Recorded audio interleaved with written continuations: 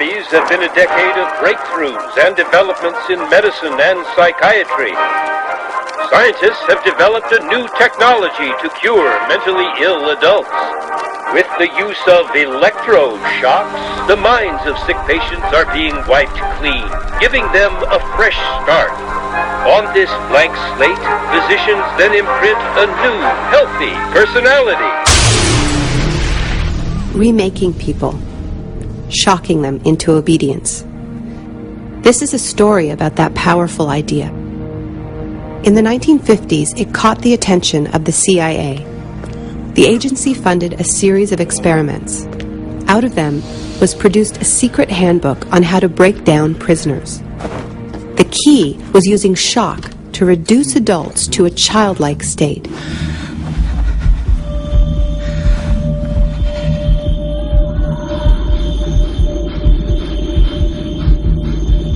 It's a fundamental hypothesis of this handbook that these techniques are in essence methods of inducing regression of the personality.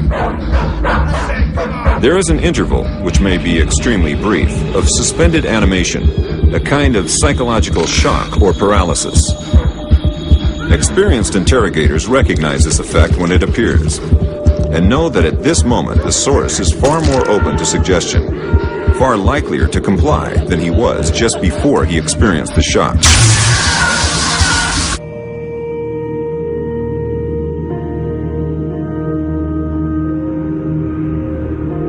But these techniques don't only work on individuals.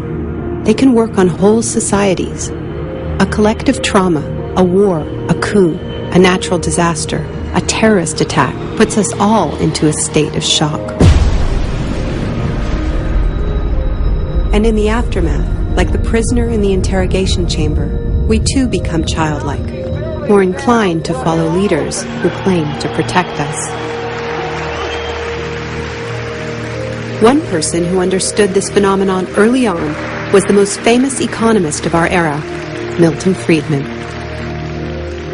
Friedman believed in a radical vision of society in which profit and the market drive every aspect of life, from schools to healthcare, even the army. He called for abolishing all trade protections, deregulating all prices, and eviscerating government services. These ideas have always been tremendously unpopular, and understandably so. They cause waves of unemployment, send prices soaring, and make life more precarious for millions.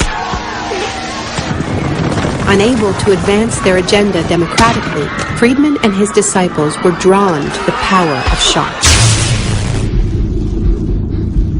The subject should be rudely awakened and immediately blindfolded and handcuffed. When arrested at this time, most subjects experience intense feelings of shock, insecurity, and psychological stress.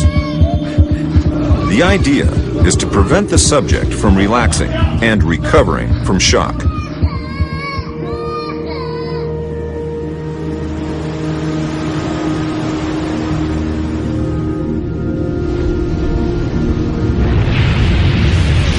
Friedman understood that just as prisoners are softened up for interrogation by the shock of their capture, massive disasters could serve to soften us up for his radical free market crusade.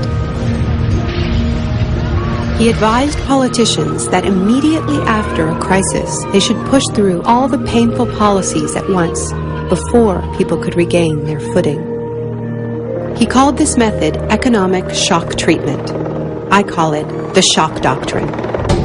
Take a second look at the iconic events of our era, and behind many, you will find its logic at work. This is the secret history of the free market. It wasn't born in freedom and democracy. It was born in shock.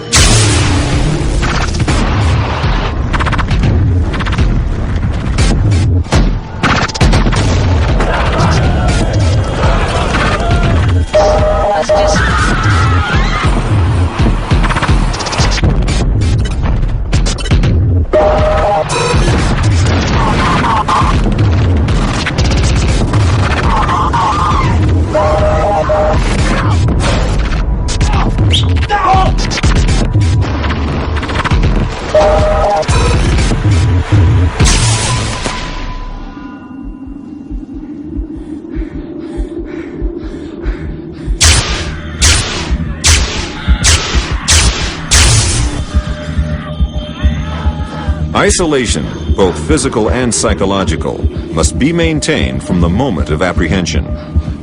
The capacity for resistance is diminished by disorientation. Prisoners should maintain silence at all times. They should never be allowed to speak to each other. There's one other thing I've learned from my study of states of shock. Shock wears off. It is by definition a temporary state. And the best way to stay oriented, to resist shock, is to know what is happening to you and why.